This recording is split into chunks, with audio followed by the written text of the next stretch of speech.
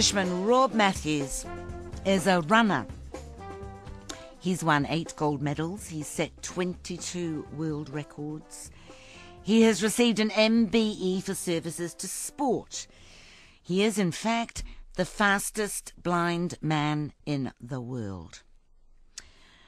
Retinitis Pigmentosa, a degenerative eye condition, sent his father blind and has sent him blind as well. He's written his story in a book called Running Blind, which is simultaneously published in Braille. He's now living in New Zealand, Rob Matthews. Won New Zealand a silver medal in the recent World Paralympic Triathlon Championships. He's playing Favourites today, and he joins me in our Auckland studio now. Hello, Rob. How are you? Good morning. I'm great, thank you. Did I get that right? You won a silver medal in the triathlon? Yeah, champs? in the World Paralympic Triathlon Champs at the Gold Coast. Yeah, I was there with about 350 members of the New Zealand team, the elite runners, and all of the age group runners as well. And now you're going road cycling. Yeah. I was asked by the Paralympics organisation if I'd be interested in changing code from running to cycling. Is that hard? To make the switch? Yeah. Well, I mean, I've got a good engine. The heart and lungs are good, and you know, I had a trial out in May, and they said, you know, they invited me to join their fast track squad, with a view to building towards London Paralympics in 2012, and that kind of went hand in hand with the training for the triathlon. And next month I'm taking part in the National Road Race Championships in Nelson. So, you know, we'll see how we get on. And I'm very positive about it. You know, when I'm determined to do something, I usually manage to do it quite well. So it seems. Is it possible to keep cycling longer than running, as it were? It's yes, I think it is actually. It's much less weight bearing. So yeah. It is, and I'm certainly enjoying setting personal bests all the time. Retinitis Pigmentosa.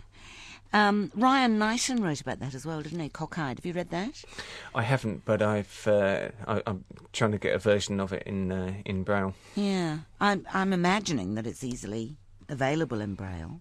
Not as easy as you might think. Really? And getting some autobiographies and things like that in audio or Braille it's not always simultaneous. Like the Harry Potter books came out in Braille pretty well simultaneously, and like you said in your introduction, the Braille version of Running Blind's coming out simultaneously, which is the first time that's happened in with adult books in New Zealand. Yeah, on the front of the non-Braille version of Running Blind, there are some raised dots. That's right. What do they say? It's actually the Braille. At the top it says Running Blind, and at the bottom it's got my name, Rob Matthews. See, I'm obviously a terribly slow person. I didn't realise until relatively recently that Braille was not just raised versions of the sighted alphabet.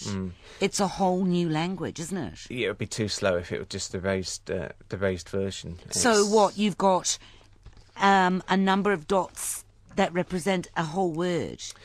You've got 6 dots, which you call a cell, and you can get 66 different combinations from those 6 dots, and basically it's quite ingenious. It's quite fairly simple, but you go through A to J using the top 4 dots, and then you start again with K, but you add one of the bottom dots and start again. And like Z, for instance, is an E with the 2 bottom dots, which probably is as clear as mud. But it is quite ingenious. But it took me 3 months to learn it. I mean, there's all contracted Braille as combinations 3 months. of Braille. Yeah, that sounds to me like a quick learn. It is, but then what you got to do is be able to remember what you read at the beginning of the line, and the speed really does take a lot longer. I didn't start reading Braille until I was 15, and I think in a way that's a disadvantage. I don't think my Braille reading speed exceeds maybe 80 words a minute. So you listen to a lot of audiobooks then, do you? I do. I listen to a lot of audiobooks, yeah, and I love the non-fiction ones. Yeah, we're talking to Nick Hornby about that. Why men don't read more fiction. Any views? I think we're too much reality. That maybe, I don't know. You know, it's just a, you know, you like to fantasize about things, and I don't really know. I do enjoy reading some fiction, but I just enjoy reading non-fiction more. Your father was also blind. Yeah. He was the third generation to lose his sight, presumably. As far as we're aware. Yeah. For the same reason, retinitis pigmentosa. Yeah. That's right. At 3 years old, I read in your book, your father was sent to and this is like bizarre, the Sunshine Home for Blind Babies. Yeah. What kind of a name is that? Isn't that gothic? That sounds like something made up. It's a very 20s kind of terminology, isn't it? At 3 years old? Yeah, it's awful. What on earth did that do to him? He didn't really talk about it too much, to be honest. But he learned to, I guess, stand on his own 2 feet, be very independent from an early age. I guess, you know, he obviously didn't get as much loving as you'd give a normal baby, because he wasn't with his parents as much, and I think it's incredibly sad. And fortunately, I wasn't subject to that. That doesn't happen these days. I think they just felt it was just the best thing for blind babies to be with other blind babies and be looked after by, you know, so many people. But he turned out to be a successful human being. He did, didn't he? And he had a great life. He had a great sense of fun and adventure, and, you know, devilry, and you know, he had a great time. I think he regretted not having the same opportunities that perhaps I've had, but, you know, he still made a great deal of his life. He was happily married for 42 years. He and my mother had 3 healthy and happy children, and, you know, one of the things I learned from my dad was not to let blindness be a disability, and, you know, he was a great role model for me. Yeah. And, you know, never let anything stop him and get in his way. Yeah, it's interesting actually, isn't it? Because if he hadn't been blind, things could have been quite different for you. Who would have been your role model? And would you have had such a close relationship with your father? Had he not been blind, maybe I wouldn't have existed. You know, it's a sliding doors scenario, isn't it? But yeah, and I often wonder what I'd have done had I been fully sighted. You know. Well, would you have run, I wonder? Well, exactly. Maybe, you know, yeah. I certainly wouldn't have achieved any of the things I have achieved as a sighted athlete. I mean, I've travelled all around the world. I've met some amazing people. I've set, you know, world records, and, you know, really, although it maybe sounds incredible to some people, blindness really has enriched my life.